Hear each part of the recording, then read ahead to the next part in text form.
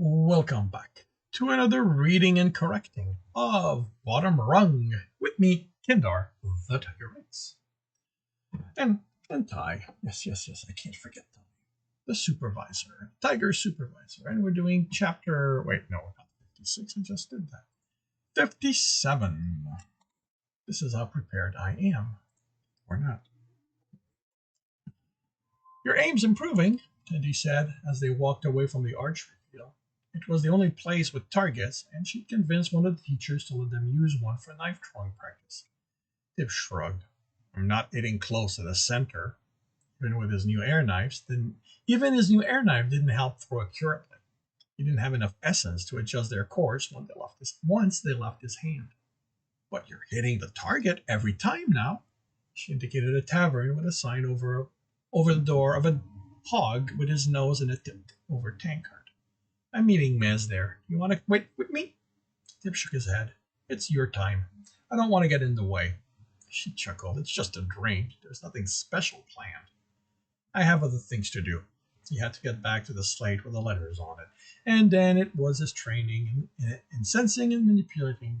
There had been so many new things since returning from Mountain Sea. He'd hardly practiced that. It didn't matter what he could do with his essence. Gil expected him to do the test. Expected him to do the test with the water essence. Pass that without being able to add to his reserve as he manipulated what he need to form the attack. All right. There had been so many new things since returning from Mountain Sea. He'd hardly practiced that. It didn't matter what he could do with his essence. The guild expected them to do the test with water essence.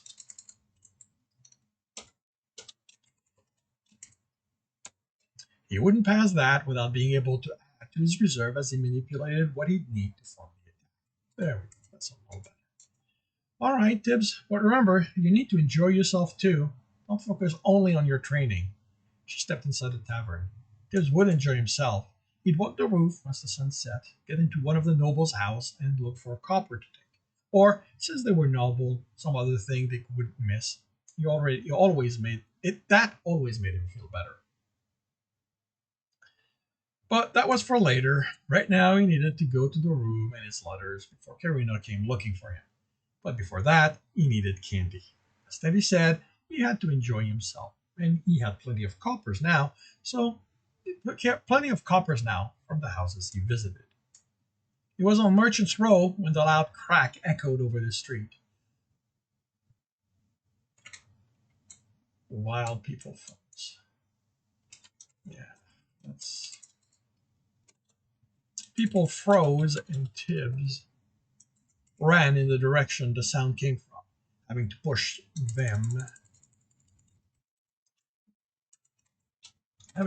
them aside, and only once losing the fight against the temptation and his fingers extracting a coin from a noble's purse, silver. It was hidden on him by the time another crack sounded, almost like thunder, but it stretched on, and in the distance, Tibs noticed a roof tipping over. For it to fall to the side like that, it had to be the last building on the row, which meant he cursed and ran faster against the crowd moving away. The wind shifted, and the smell of rot and putrefaction washed over him, and he almost fell as he fought the urge to throw up. He forced himself forward and made out the facade of the cavern garden as wood screeched and snapped. Somehow, half the building seemed to sink into a dark liquid. Guards, in the green and black, were pushing people away. A scream came from inside the building as Tib got close enough to see the door had vanished under the purplish liquid. The sight of it as much as the smell made him want to throw up. There was a sense of utter wrongness about it. Everybody move back, a woman yelled as other guards joined her to form a barricade between the people and that pool, which, Tibbs realized, was spreading partially on into the street. A man appeared at the top on the top window at the top window. At the top window, and Tibs gasped with the people still there as the man stepped out of it. "Don't jump!" the guard yelled at the man just as he leaped out. Instead of landing on the ground with a light coating of whatever the foul liquid was, he splashed as if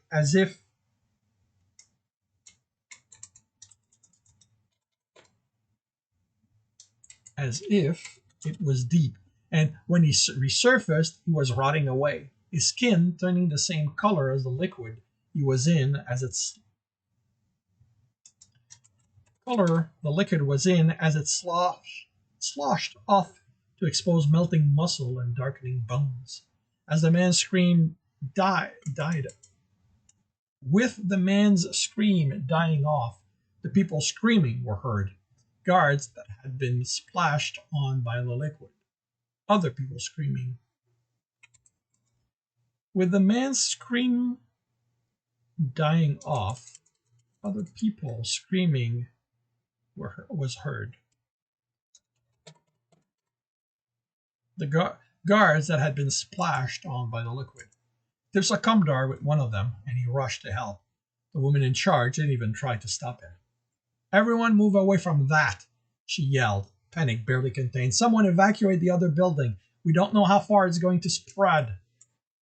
Tibbs took the man Commodore was with by the shoulder and pulled him away from the pool. He looked at the leg that had been splashed. The clothing and leather armor had just melted away, turning dark.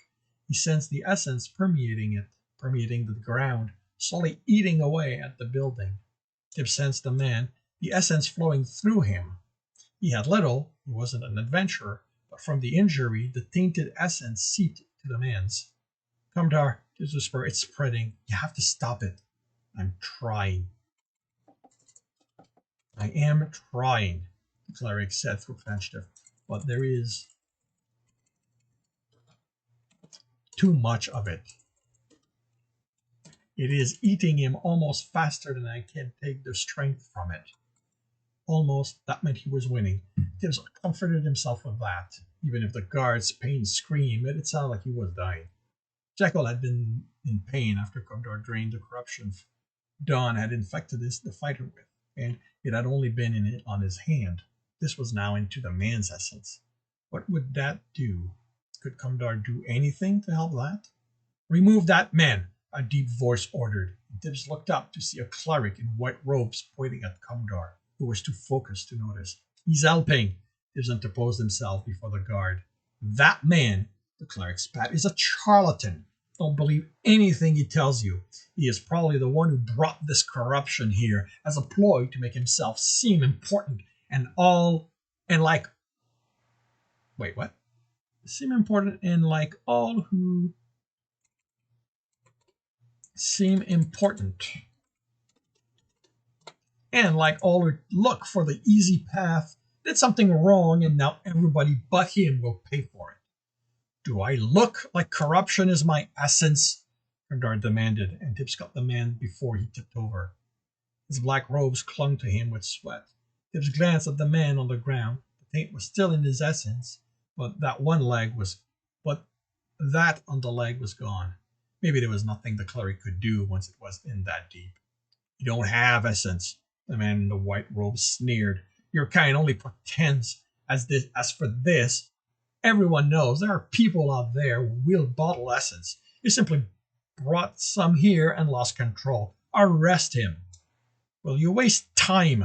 Commodore growled, "spouting rhetoric to prove yourself the better man, Hightower?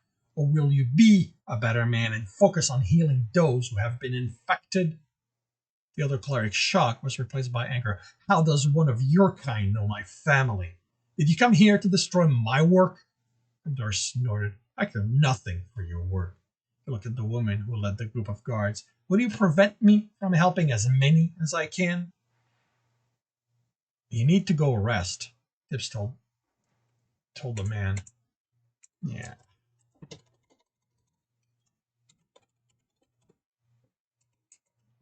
"I cannot rest, Tibbs. Darkness demands I feed it the corruption that has infected the people here. You will not let him touch another person, the other clerk ordered the guard, or I will see to it personally that you are punished for helping me. I'm sorry, she told Kamdar, but he's... Harry! Tibs yelled at the approaching light, then closed his sight to essence so the fighter wouldn't blind him. The guard turned to look at the leader in her leader's direction and was visibly relieved. The other cleric's scowl didn't change. What's going on? Harry demanded, then looked at the pool of liquid of corruption and the people writhing on the ground. He did this, the cleric stated. He didn't, Tibs countered. He's helping. I think he did something to that man, the guard said. Harry fixed his glowing eyes on Kamdar. Did you have any part in destroying that building, bringing the corruption to this town, injuring this man? No, Kamdar said. He removed the corruption from him, Tibs said. Don't lie to me, Tibs, Harry snapped. Tibs bit his lower lips. He mostly removed it. It's almost all gone. Harry rubbed the bridge of his nose. If you can do something for the others, do it. No, the man in the white robe said. You will not believe that liar. He's only here to sow chaos and destruction. Lord Cleric Hightower, Harry growled. You're either going to help or leave. If you try to give me one more order, I'm going to throw you in that corruption myself. You can't do that. I'm the Enlightened One's representative to this town. I am as holy and as untouchable as he is. You, Harry addressed Kamdar, you're the one claiming to be a cleric, right? Can you heal them? No. I told you, Hightower exclaimed.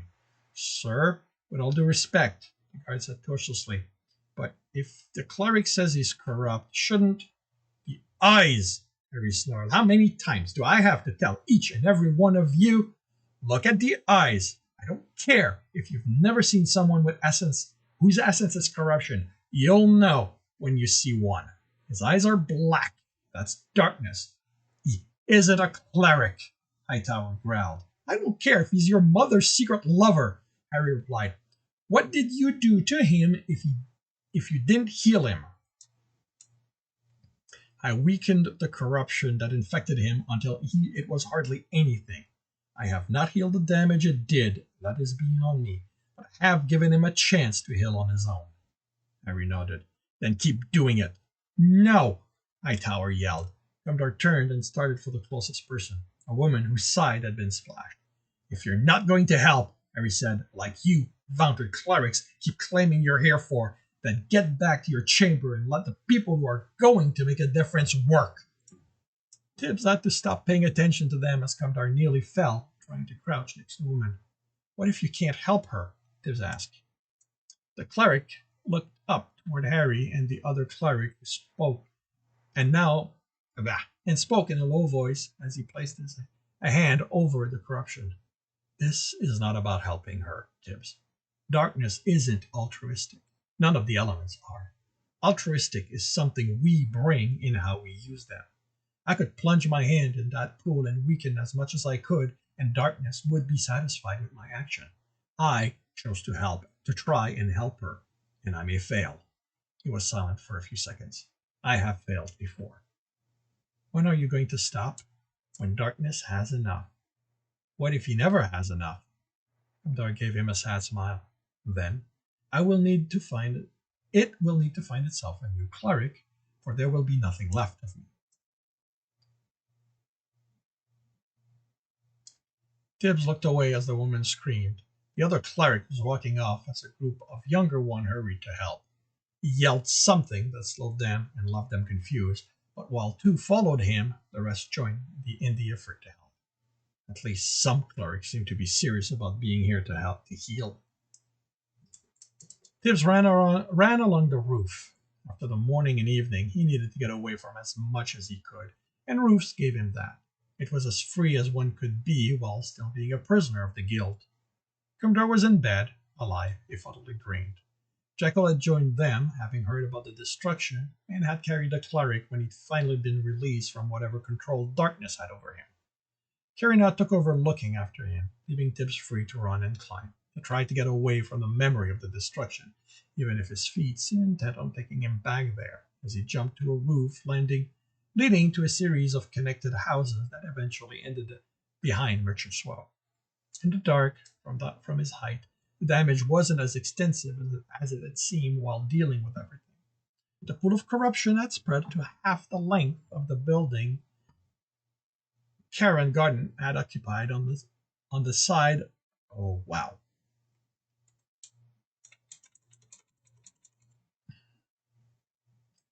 The pool of corruption had spread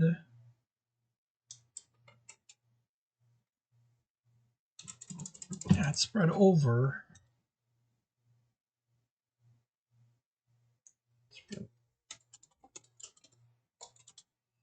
uh, onto the next lot,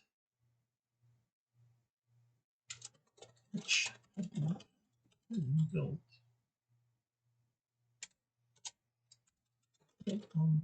onto yet.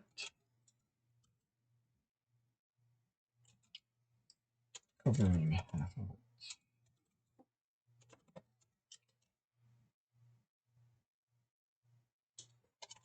As well. Up the street.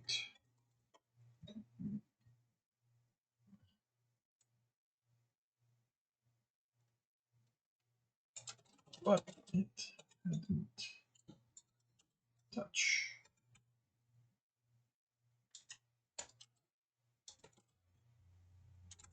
building on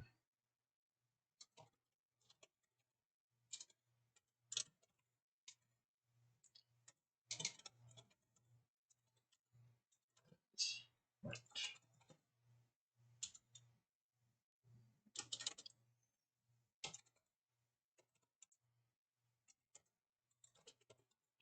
Solution.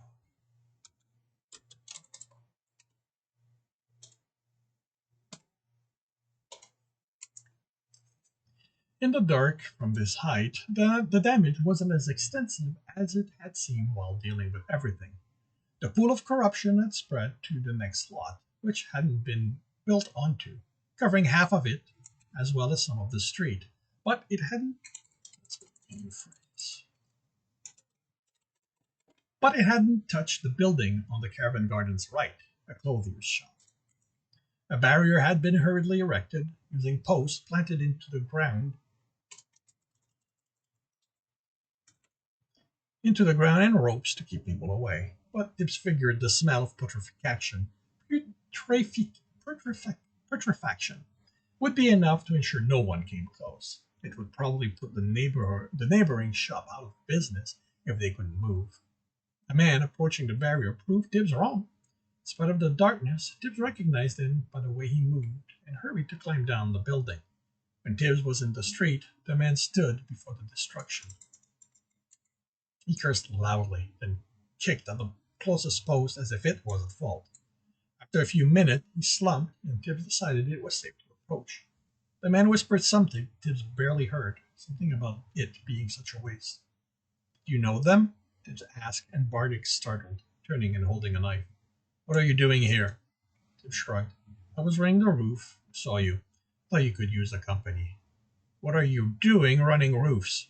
Training, mostly. That is how you found me that one time. Bardic relaxed slightly, and Tibs kept watching, looking for where he'd put the knife, but he still missed it. It was in his hand, then it wasn't. Maybe it was something the other rogue could do with his essence. I knew Carolina, Bardic said. A friend? The man shook his head, and Tibs had to remind himself Bardic had no friends. He couldn't trust people who had secrets, and everyone had them. I liked their candies. Bardic chuckled. Did me sending you here at a time or two cause that sweet tooth? Tibs shrugged. The Seadrop is where it started. They are good, aren't they? I'm going to go back to Mountain Sea next time the dungeon graduates and get more. There, Bardic began, then shook his head. Why do you think? Who do you think did this? Tibs asked. The other rogue shrugged.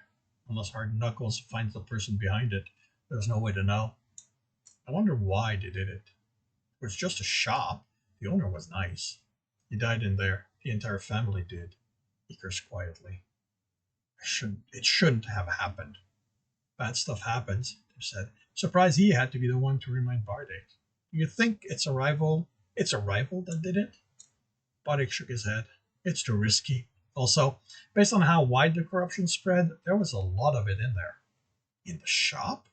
They looked at what was left of the building. Only part of a wall with broken door, with broken floors, a chair hung precariously. Why would they have that? To sell it? I doubt it. That much would be something meant to be used. Why did it stop spreading? While I was here, it looked like it would eat everything. But it was quiet, still looking at the pool. It's in balance. Everything has a point where it balances. Unless we start messing with it. If we weren't around, things like this wouldn't happen. No one would have a need to pile up essence until an accident unleashes all of it on the people around them. There wouldn't be a guild to bring in and force people into silence. He rubbed his left wrist. Everything would have been fine. No one would have had to die. That was where Bardic had disobeyed his order, got in his brand. As curious as Tibs was about it, he decided not to ask. Will the clerics be able to purify this? Bardic snorted. I doubt it. I doubt they're even going to care enough to respond to hard knuckles or requests from more of them. They have more important things to do than help a small town like this. You'll see. Looked at Tibs. Going to head out, Mr. Lightfinger. Mr. Lightfingers, you should too, for one of the guards come by and thinks you had a nefarious plan for all of this. He groaned. I hate the name. Bardic smiled. But you deserve it. Do you need me to drop any stones? The rogue looked into the darkness of the pool. I don't think so. He smiled at Tibs. But I'll be sure to find you if I do. The rogue took a step away from Tibs and immediately vanished into the darkness. Tibs leaned on a post and looked at the pool, feeling sick even if he couldn't actually see the wrongness of the color. Why? He wondered again. Why would someone need all that corruption? Why would it do what it did here? How? How had it been brought here? How was corruption carried if it could eat anything it touched? He turned away from the pool. It wasn't his mystery to solve. Harry would figure it out. He was the one guard Tibs found he wanted to have around. Harry would solve this and keep his town safe. And this concludes chapter 57 of Bottom Rung. If you are enjoying this, please subscribe and hit the bell. Hit the thumbs up and share. Spread the news. Spread the story. Spread the news. Spread its existence. If you want to read the whole story, it is on Royal Road. The link is in the notes, along with the link to my Patreon, should you want to support me. And with that, I shall wish you a good day.